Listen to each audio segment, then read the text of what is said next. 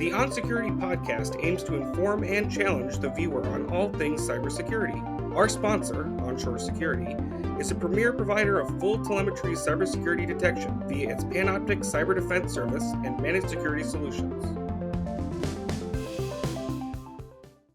Hi, everybody. Welcome again to onShore onSecurity. I'm Stel. I'm the CEO of onShore Security, and we're here to talk about cybersecurity and all the cool things going on and the scary things, and introduce you to people that are working hard in the field. I've got Josh Ecklow is handling production. Josh, say hey. Hi, everybody. And today we have Joe Gresham, who is a longtime partner of mine. We've been working together for years, and really Joe's name is all over the bricks and the foundation of onShore Security. I should say that, in our Panoptic platform. But Joe is our lead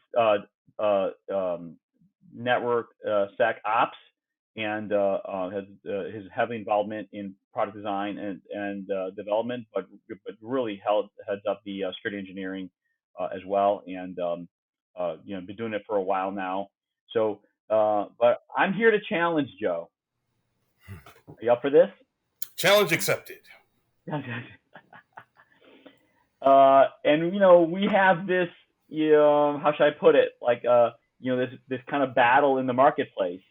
There's a lot of, newspeak, and, I'd say really kind of some very disingenuous, positioning in the market with a lot of products, pretending, that they're the it, for everything, and, all kinds of claims of what they can do, whatnot. And there's generally been much more focus on protection and protection systems than on detection. And, we're on the detection side. onShore, Elite Blue Team, Panoptic Cyber Defense, we're all about finding, the bad actors and the bad activity and the non-compliance, and catching it early, acting on it quickly, acting on it in an appropriate way, and providing a lot of valuable data for forensics and post-processing. And that's awesome. And we know where we fit. But a lot of people out there talk about a lot of kinds of automation, and really sounds like magic. But one point I really think that is valuable to emphasize, and it's going to be the starting point for our conversation, is how detection, as opposed to protection, is truly is undervalued, and it's extremely valuable because the tables are turned. When you start with protection, you got to get it right every time. The attacker can fail and just only get it right once. Once they're in the system, and in the system may mean a few things, and this is where I know Joe's going to challenge me, and what it means to actually detect them. Us detectors only have to get it right once. We could take time again, and fail, and finally succeed, and the attacker has to get it right every single step of the way to not get detected. So there you go, Joe. Where am I wrong about this? Well, we should start by saying that, for any decent protection system, it must involve some sort of detection. Okay, sure. Certainly, because, users use the network, and that is the real source of the smokescreen. Once an attacker's inside the network, say, a scenario, they generate some failed authentications. Normal users display that same behavior. And, for analysts, that is kind of the ongoing sort of difficulty, besides, tuning and whatnot, is discerning legitimate user activities that may look like they could be suspicious, but, may or may not be. Certainly, once an attacker gets into your network, they're going to do their best to impersonate a user or a known trusted process or something like that. And so, there's definitely the biggest challenge, in my opinion, is integrating all of various investments that an organization has made in the infrastructure components that may function very well on their own. Your email gateways blocking the spam and blocking the viruses, but if you fail to integrate that with your next gen firewall and your IDS, and provide yourself in some way a single pane of glass, as they like to say in the marketing nowadays, then your investments really aren't investments. You spend money for nothing, essentially. That's not even talking about getting people to actually look at it once you have it all integrated and easy to look at and review. So I'm oversimplifying it, basically. Is you're saying. Yeah, definitely. Once an attacker gets in the network, there are some ways they can misstep that will get them detected immediately. Then there are other ways that, like I said, look like normal user activity. A great example is, if you monitor for account lockouts for C-level people at an organization, you can expect, if they have a password policy, that at some regular interval, they're going to generate a bunch of failures and maybe some lockouts because their password expired. And that's normal. That doesn't mean that they got hacked necessarily. But it is still something to monitor for and generate alerts so that it can be investigated. Right, but then that's what I'm getting at, though. I mean, we catch that activity, and there are attempts. Like, let's say, I don't know what, they think there's a vulnerability somewhere. They may have some credentials they want to try, or whatever. I mean, they have to be really, really careful. We're going to see that activity. Does it go above the threshold of detection or not? Again, this is actually one big challenge we have with customers is, can we, charge them enough money to put kind of the analyst time to look at this stuff? Because let's face it, automation does all kinds of great things, but it's not magic. It's, in fact, I worry that people use automation as a crutch. And, and I'll say it I'll say it, you tell me if I'm right about this. I'll say, if I was a hacker, I'd rather you have fully automated whatever, because, we're maybe at the cockroach level with computers, and whereas, human beings are going to see things that just don't look right.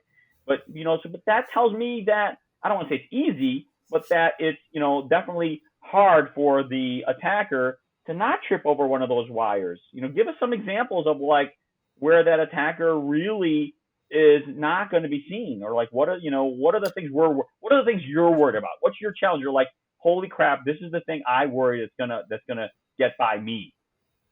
An activity that's going to get by me. My biggest concern is when we don't have good visibility into the most common avenues of attack at an organization, like SMTP visibility of some sort, where we're provided the opportunity to extract and analyze file attachments. That is the number one way people are getting in nowadays. I'm not so much concerned about monitoring their desk phones. Another means that people use to get into networks is social engineering, and to kind of monitor for that is a whole different paradigm than what we're into. But certainly, my biggest fear is definitely not having the required visibility, and then not having any telemetry to provide a customer in the case that they notify us that something happens, and then we go look and we don't have any telemetry related to it at all. Right. Because we weren't ingesting it, because they weren't sending it to us, or what? Is that table space? Is that kind of, for a number of reasons that could happen. That it's not uncommon for someone to say, "Oh, we think we got hacked, and we don't know how," and that's it. They don't give you any artifacts to start with. It's up to you to kind of determine what happened. At best, you might get a username, maybe. And so, there's a big difference between detection and mitigation versus detection, telemetry collection, and forensic, providing forensic evidence for an organization. Certainly, providing the forensic evidence is a lot easier to do when you take certain considerations into account to deal with high-speed networks today. But definitely, the place where automation comes into play and can be very useful is in, the notification part, escalation, notification, and aggregation of alerts into like a case, for example. The days of looking at individual alerts and being able to make a mitigation decision based on that are long gone. At this point, today, you're an alert. It's usually a part of a session, meaning a few packets from a complete session, and that in itself, just as a hint, something might be going on. You have to then have the associated context to dig deeper and arrive at solid conclusions, and then think about taking actions or notification. Definitely, I think, like you said, automation can shoot you in the foot if you're not careful. Another kind of place where I think automation could be very useful is in assisting with tuning operations, because it's very, very common for customers to say not include their MSSP in their change management operations. So, MSSP puts a sensor on the network, they start collecting logs, they tune things to, decrease the volume of events that they're seeing. And that might be all good on October 1st, but then by October 15th, the customer stood up 3 new file servers, and you're kind of edging back to where you started when you first came in. Now, with that said, it's very easy to shoot yourself in the foot there too, and have your automation over tune things so that you lose a lot of sensitivity, and then you can easily end up missing things. Oh, is that where you're seeing a lot of automation work? Is like automation to tune out things? Like that's part of like, and I know a lot of the market, the language out there is, oh, you have too much noise, you're drinking from a fire hose, and our automation just gets you to what you need. And so, my thought right away is, gee, is that really where we want automation doing? Is like automatically tuning things out to not pay attention to them? That's kind of scary, I mean, not that it can't be useful. That's what you're talking about, though, right? Right. You don't want to do that. You don't want to say, we're just not going to monitor this IP on port 445 at all, right? Because it's a SMB file server for the whole organization. That's not what you want to do. You want to automate and post-processing so that if you need those records, they are still available, but they're just not escalated to analysts for review, while still providing analysts a means to dig down into the details if necessary. Yeah, I mean, and of course, it's just because SMB is allowed to a particular host doesn't mean we don't care about that activity and where it's coming from and its thresholds for looking for exfiltration. And I mean, so yeah, it's just of course we want to employ automation everywhere we can. I'm more interested in where it applies to categorizing data and alerts to cut to the chase and on the known stuff, rather than tuning out things. I'm more worried about on the tuning. Well, tell me about other challenges. I mean, it's frustrating to hear that some of the challenges about the low-hanging fruit part, like low-hanging, but the table stakes stuff, I'll call it, that we have to getting data from clients. Tell us about some other challenges that you face. This current paradigm, where everybody's working at home, has drastically kind of changed the detection semantics and operations to a degree. Everybody's connecting via VPN. Certainly after they exit their VPN gateway and they're targeting your file server or mail server, you have some visibility there, but generally speaking, you have no visibility into their home network or where they may be, a coffee shop or something like that. And so, with that said, I see upcoming a lot more onus being placed on endpoint protection. It's the only kind of way to deal with this, I think, other than extending your monitoring to people's home routers and maybe sending them a router. But even then, that doesn't stop them from setting that router up in a DMZ and having, their own private playland on their home network. Do you think it's adequate? Are you seeing the EDR, XDR options out there, or the HIDS kind of options out there? Do you think they're giving adequate telemetry? I mean, are they because we're not seeing the network traffic really, because there's a lot of traffic going in and out of those things that is never hitting that VPN gateway, especially if they split tunnel, which we want it. Right. Yeah, I would definitely recommend not split tunneling if your organization is concerned about security of remote workers. Send all their traffic through the tunnel. Certainly, if available, you want to say not send Netflix through the tunnel, right? Or BitTorrent. But getting those controls extended to those remote workers is definitely key. As far as the telemetry from XDR and EDR solutions, the ones that I have looked at, usually they have a real entry-level kind of license that gives you alerts, but not full telemetry.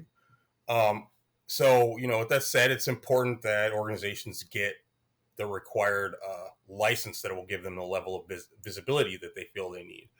If your intent with deploying an EDR is to replace your antivirus, then sure, alerts might be good enough there. But if you want to protect remote workers and be able to do kind of SOAR style operations and have detailed telemetry to aid your investigations, then you need to make sure that you have the requisite licensing and or tooling in place to get those events telemetry. So a great example here, Palo Alto's Cortex XDR. They have an entry-level license. It's called the Prevent license. But then they have two other license levels that enable full telemetry. But the interesting thing here is the agent is always logging that full telemetry regardless of your license. Really? And it's structured JSON files. So, if you deploy your own tooling to kind of read these files and ship them back to you, then you essentially have what they are selling for, a lot more. Definitely there's other stuff that is in there. In their cloud, they have some, machine learning models and whatnot, and their expert teams and so on that will look at things and tune things for you. But my point there is that, the capabilities are there. How deeply you look into what you're buying is really going to be the determining factor on how well you can apply those capabilities. Awesome. No, yeah, and I'm really concerned with that whole industry. That people don't make those kinds of distinctions clear. And when I'm asked from clients and prospects about, EDR, should we look at? And I said, for one, don't stress too much about features because every year they're kind of going to leapfrog each other. What you need to stress out about is telemetry. Can these things give you full telemetry? And they're not magic. They all have different gaps in what they gather at that host level, but are they giving it to you instead of just a post-processed alert with a black box and what's generating that? And that narrows it down to a few, by the way. I won't go beyond names, but you went ahead and said Palo Alto, one of our partners, and the Cortex XDR, where we deploy EDR solution using it. So what about now encryption going on? There's DNS over HTTPS, new versions of TLS. What's happening in that space, and what are the challenges you face as somebody trying to design systems, build process, with detection as the superpower? What are the challenges there? This kind of goes back to what I was saying earlier about, you asked me what I really worry about, and having a lack of visibility on key avenues of attack. Usually that is due to encryption in the wrong places, basically. And what I mean by that is for email, it's imperative that the email is encrypted as it goes across the internet, because we don't know what Jack the Ripper works at AT&T that day and can just rip your packets. But once it's in the customer's network, there should be some thought taken and applied to the design so that your investments are given the chance to inspect and analyze those streams. There's really no need for you to encrypt it in your own network space. Definitely, if you're sending it across a WAN link to another building or something, then yeah. But from your firewall DMZ to your Exchange server on the inside, if necessary, and you're not ready to give up the encryption keys to the firewall so it can decrypt the session, then you need to send that in the clear to make sure that you can get things stopped, rather than only sending it unencrypted on the way out or something, in which case, that doesn't give you a chance to mitigate anything. Now, moving along, encryption definitely is something useful, like I said, on the internet especially.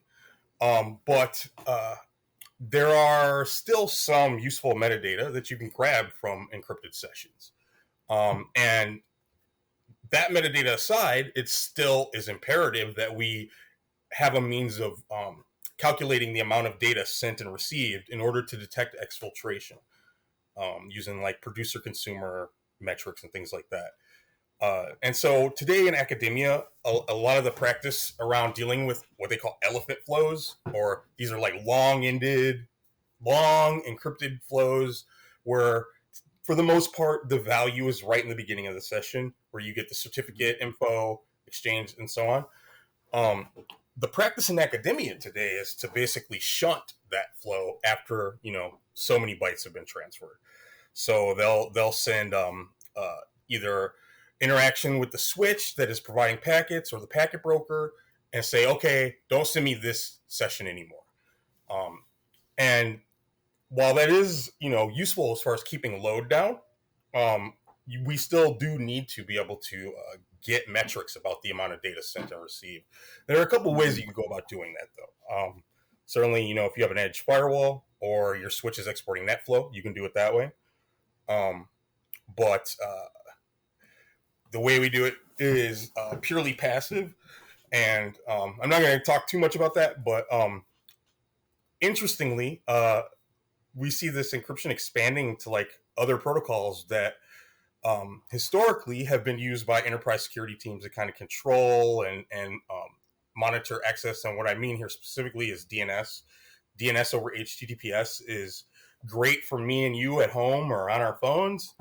But as soon as we get into an enterprise environment, it needs to be, in my opinion, it needs to be blocked or otherwise controlled because, our sensors, for example, support integrating with next-gen firewalls to act as a sinkhole. So if the firewall sees a lookup or a bad domain or a domain that we've told the firewall is bad, it will rewrite the reply to point to the sinkhole and allow us to A, mitigate that lookup, and B, get some more intelligence. DNS over HTTPS totally nullifies that. And it's amazing how many organizations today just aren't doing anything about it. Or the next-gen firewalls that I've seen, quote-unquote next-gen, that don't really have application fingerprints for this. There are a few well-known services that are like come enabled by default in the major browsers, but that is one thing I can say. Set up DNS over HTTPS on my own server and use a totally different port, and without your firewall having an application identifier for it, it's not going to see it as anything except a TLS connection, or in some cases an unknown application. Well, people are running a forwarder on their firewall. Couldn't that proxy the HTTPS? I mean, couldn't you set it up to decrypt it? Take DNS? I mean, yeah. I mean, you'd have to intervene on whatever 8.8.8.8 and things like that. Whatever Google's and Cloudflare's or whatever's embedded in the browser is what you care about, really, I guess.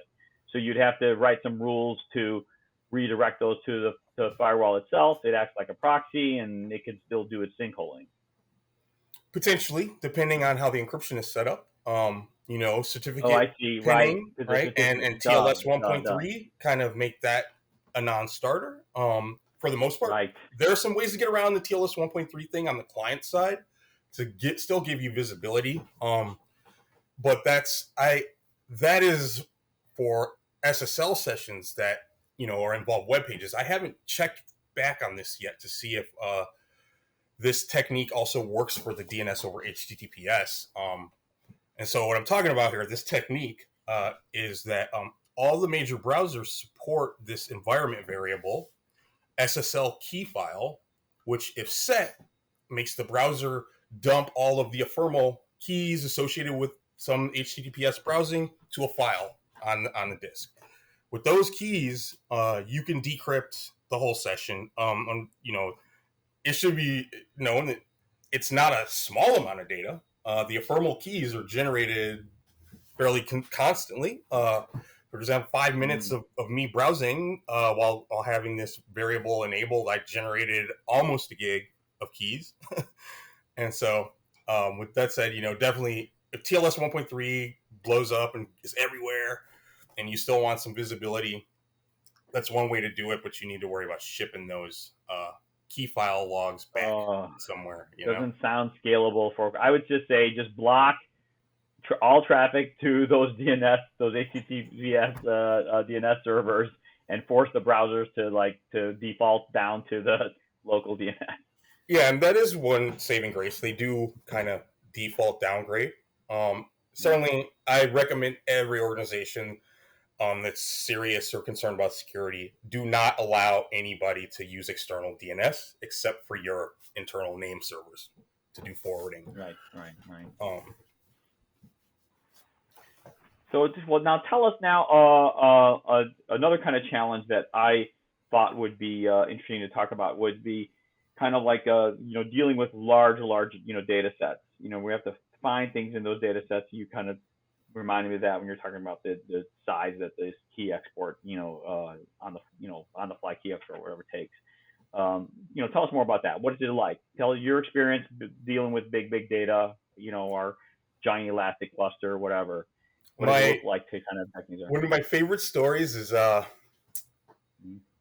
this organization. They have Active Directory forest like a lot of big organizations. And in a lot of these organizations, they have a recursive DNS server architecture like inside of the network where, they have all these domain controllers that act as DNS servers, but only a few of them actually forward lookups to the outside. And so without, being able to like identify all of these and tune for them, we can very easily end up getting, 500 logs for one DNS lookup as it gets forwarded through the network and then hits, makes its way out eventually. Another kind of painful DNS related thing is sometimes, customers will have some ingestion ArcSight connector or something on the network that it does a reverse DNS lookup for every IP that it sees in a firewall log.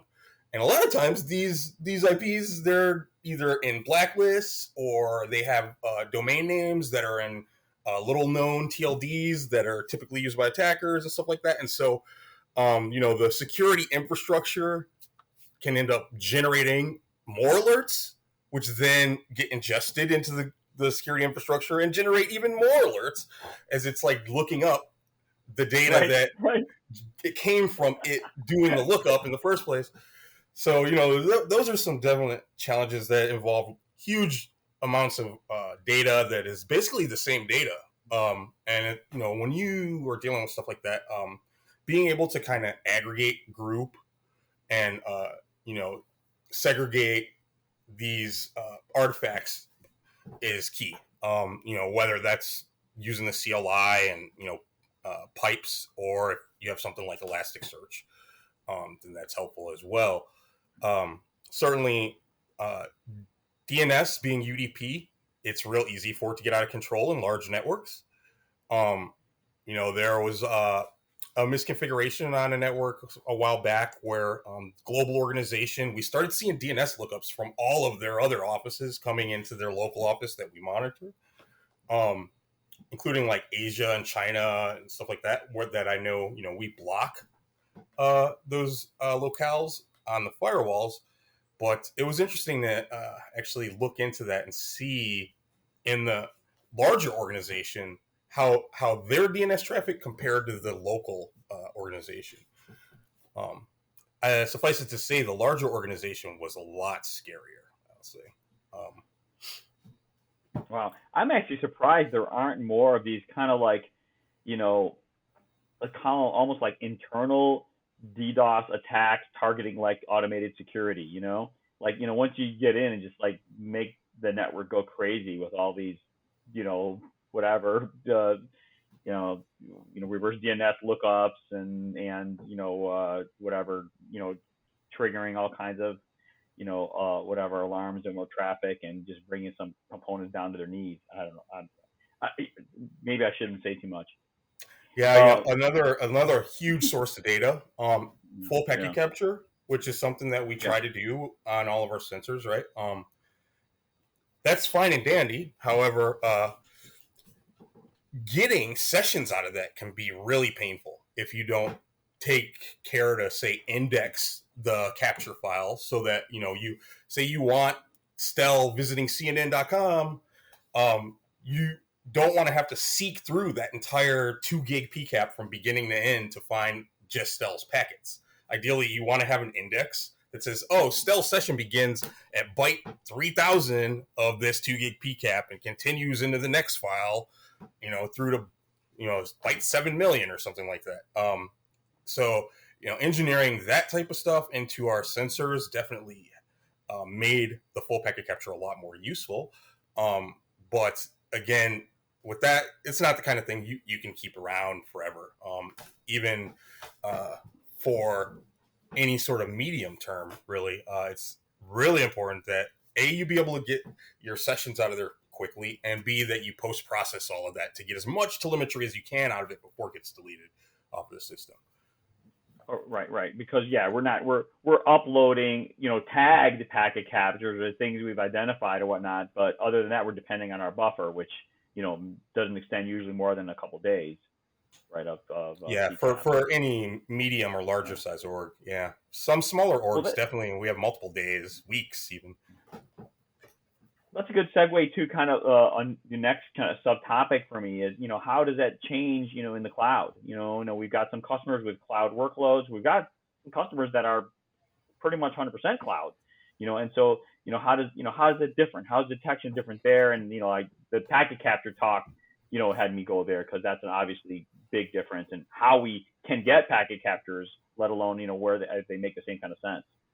So, in that aspect, I guess I'm a little old school. In that, to me, the cloud has always been that thing in the diagram that's shaped like a cloud. And it says internet, and right. This cloud today, it's really just a wisp of smoke in the long existing cloud. I know, but it's a misnomer.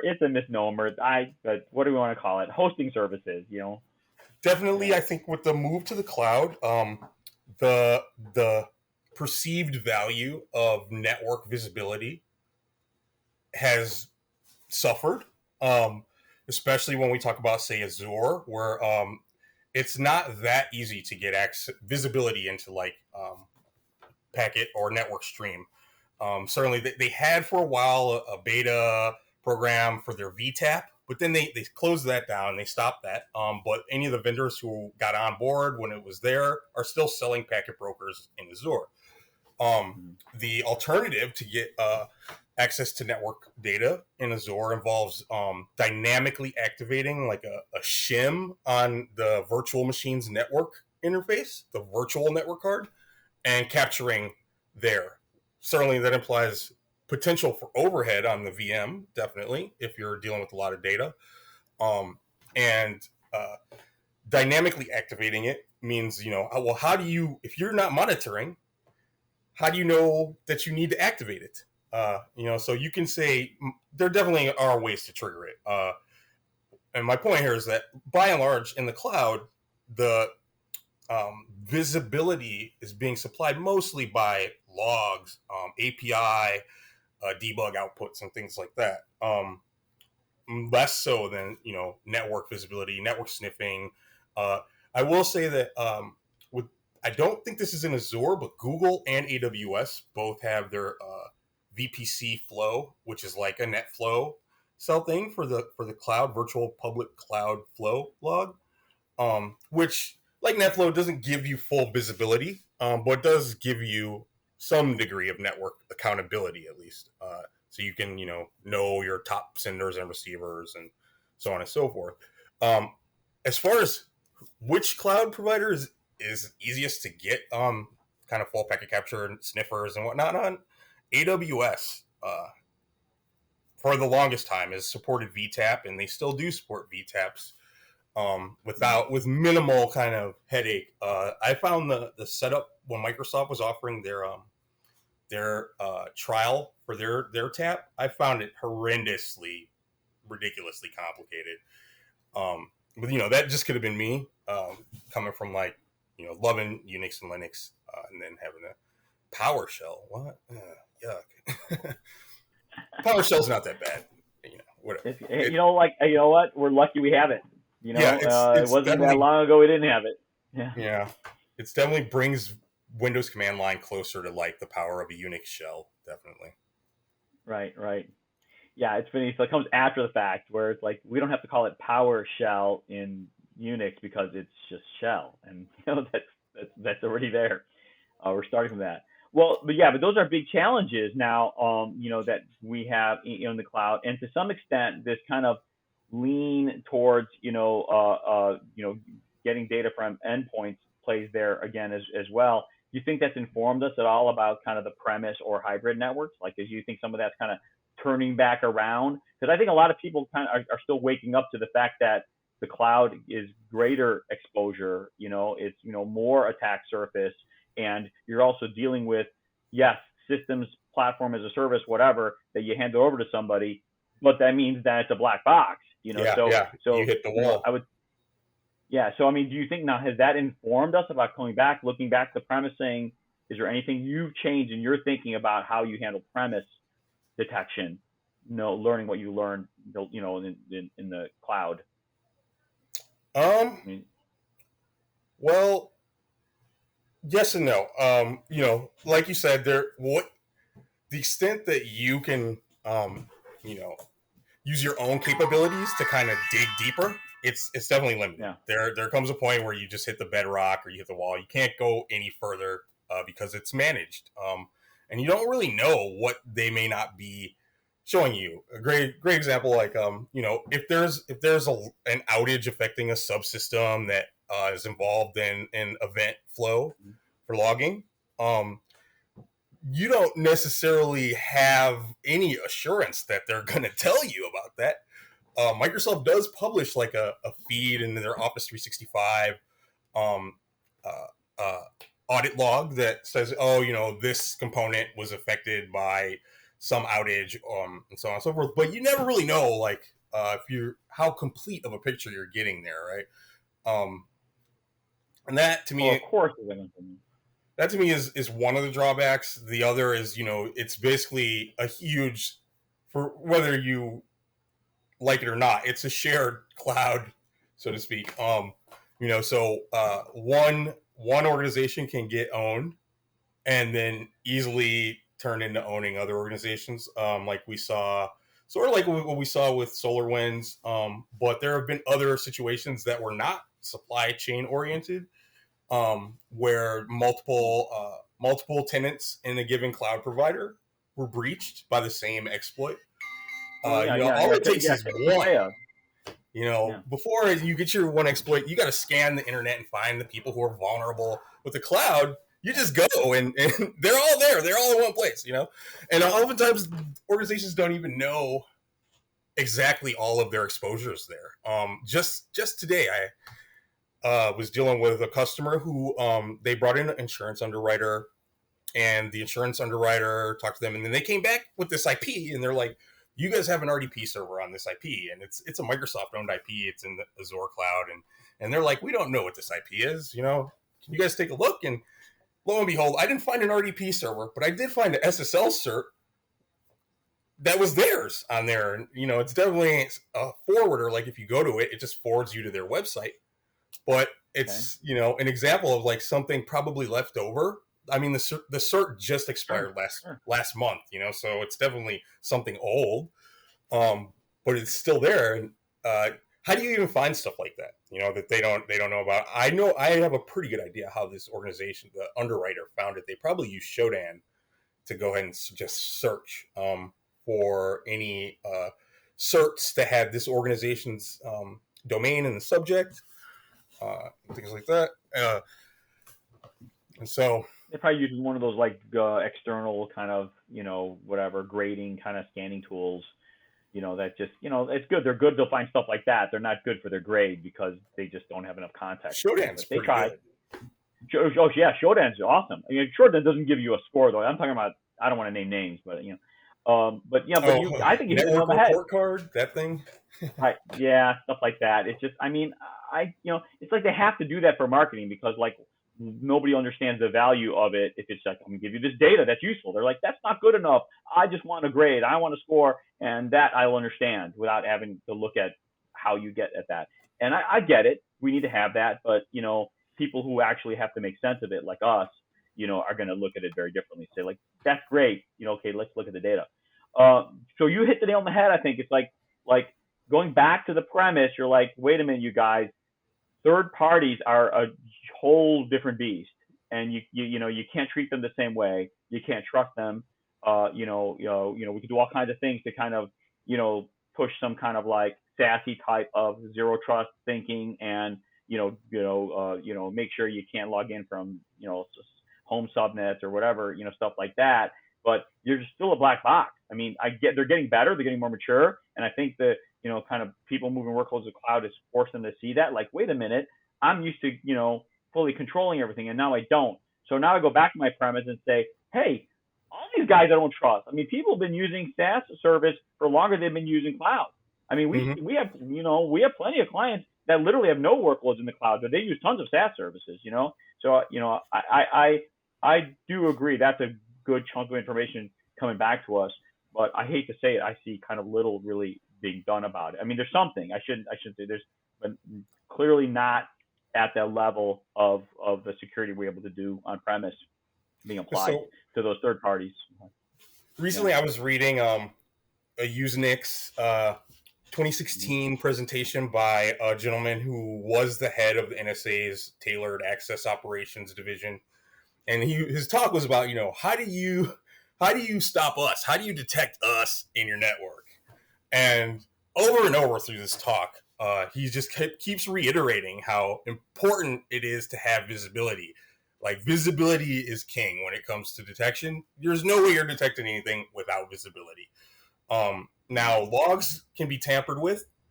Packets on the wire, you can definitely generate, smoke screen. I'm generate a bunch of noise to cover up my real communication, but nevertheless, the real communication's there. You can't rewrite them. Oh, yeah. You can't erase them either. Usually. You could definitely set up IDS wrong and let it get hacked and, stuff like that. But usually you'd have to attack the detection systems, and you attack the switches and get at those tap ports. I mean, but if you're going to do all that, you're going to get caught before you get that far. I don't know, maybe not. I don't know. NSA is pretty smart, but whatever. So go on. What else would you say? That is how you get caught. You break something. Yeah. You stop something from working. That's how you get caught. Like in theory, if I was penetrating a network, I would think of myself as the network admin. I'm going to make things work better before I get out of there, as opposed to like breaking them, because the last thing I want is the admin to get woken up or an analyst to get involved and so on. Don't fail logins. Don't break anything. Try not to disable stuff. If you disable stuff, you need to make sure it looks like it's still working. Right. Well, man, I would. This is a whole direction we're going. I want to have a whole other conversation. So we're gonna have to do it again, as a future, podcast. But this is totally where my brain goes. And like, what does that activity look like that you really have to be good to not get detected. But until next time, I want to thank you, Joe. This is awesome. My pleasure. And I'll let you get back to that, all that whatever data munching on Elastic you were working on. Sorry to take you from that. You're fun. And Josh, thanks for being the producer. Yeah. Thanks, guys. It was a great conversation. And till next time, our wonderful audience, we'll catch us again on the onShore Security podcast. Bye. Cyber Tau.